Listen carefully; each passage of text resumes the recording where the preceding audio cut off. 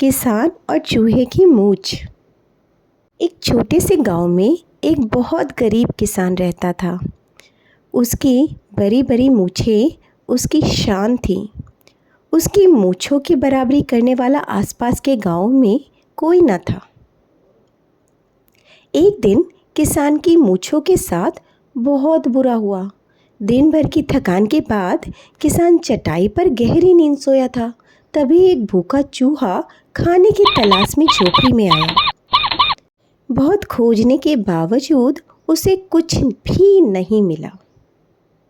चूहे को किसान पर गुस्सा आ रहा था कि इस इंसान ने उसके खाने लायक एक दाना भी घर में नहीं छोड़ा है। वह घर से बाहर जाने ही वाला था कि तभी उसे आराम से सोए किसान की मूंछें नजर आई। मुझे भूखा रखने के लिए इसे सजा मिलनी चाहिए। चूहे ने सोचा और फिर अपने पैने दांतों से मूंछों को कुतर दिया।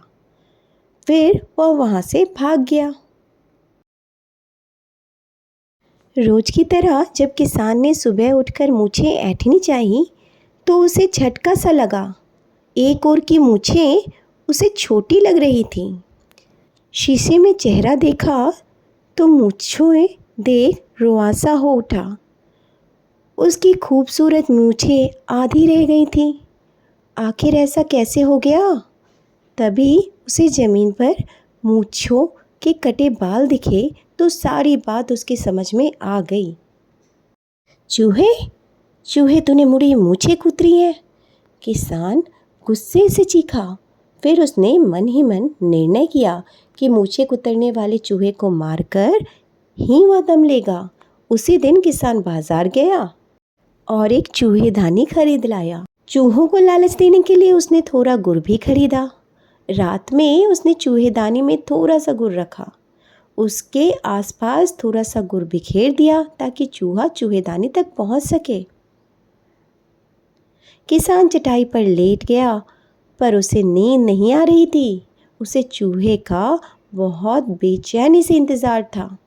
थोड़ी देर बाद किसान को आवाज़ सुनाई दी तो वह चौकन्ना हो उठा। उसने देखा कोने वाली दीवार के नीचे बने छेद से एक मोटा चूहा निकलकर चूहेदानी तक पहुंचा। फिर चूहेदानी के आसपास बिखरे गुड़ को खाकर वह चूहेदानी में घुस गया। फटक की आवाज़ हुई तो किसान समझ गया कि चूहा चूहेदानी में कैद हो गया है। किसान ने उठकर लालटेन जलाई। मैंने तुम्हें पकड़ लिया, किसान खुशी से चीखा। डरा हुआ चूहा चूहेदानी के अंदर घबराया हुआ इधर उधर दौड़ रहा था। तुमने क्या सोचा कि मेरी खूबसूरत मूंछों को खराब कर तुम आसानी से बच जाओगे? कल मैं सबसे पहला काम यही करूँगा कि तुम्हें चूहेदानी समेत पानी में डुबो कर मार डालूँगा, किसान ने गुस्से में कहा। यह सुनकर चूहे की हालत खराब हो गई। डर से वह थर थर काँपने लगा। उससे लगा कि अब उसका आखिरी समय आ गया है। दया करो, दया करो। चूहा गिड़गिड़ाया, मुझे जाने दो। मैं बहुत भूखा था इसलिए एक गलती से तुम्हारी मूंछें कुतर डाली। मैं वादा करता हूँ कि आइंदा फिर कभी ऐसा नहीं करूँगा। पर किसान ने उसकी एक न सुनी। वह बहुत गुस्से में था। अब रोने से कोई फ़ायदा नहीं है, किसान बोला। मैं तुम्हें दंड जरूर दूंगा। चूहा धूर्त तो था ही, सो सारी रात बचने का उपाय सोचता रहा। दूसरे दिन भी किसान जल्दी उठा। जब वह तैयार हो रहा था तभी चूहे ने पुकारा। क्या तुम मुझे डुबोने जा रहे हो? हाँ, इसी वक्त, किसान बोला। लेकिन मेरे भाई, क्या यह सही दंड होगा? तुम्हें तो जैसे को तैसे वाला दंड देना चाहिए। मैंने तुम्हारी मूंछें कुतरी हैं, इसलिए तुम्हें भी मेरी मूंछें काट देनी चाहिए। चूहे ने बड़ी चालाकी से कहा। तुम्हारी तो मूछें ही नहीं है, तुम तो चूहे हो। किसान ने मजाक उड़ाते हुए कहा। तुम गलती कर रहे हो, चूहे ने फौरन जवाब दिया। जरा झुक कर देखो, मेरी मूंछों जितनी लंबी मूंछ चूहे जाति में किसी के पास नहीं।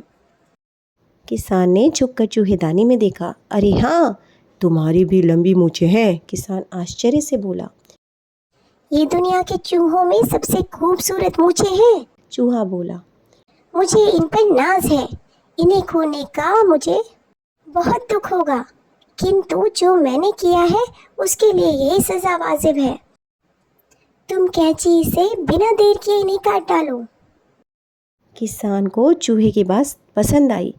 फिर वह जैसे ही कैंची लाने को मुड़ा, चूहे ने पुकारा, भाई, मुझे इस चूहेदानी से बाहर निकालो ताकि मैं आखिरी बार अपनी प्यारी मूंछों को कंघी कर सकूं।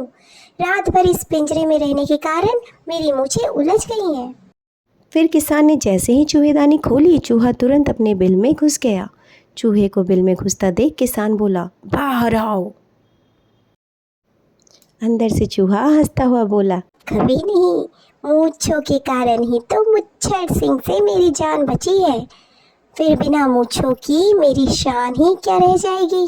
किसान गुस्से से हाथ मलता रह गया।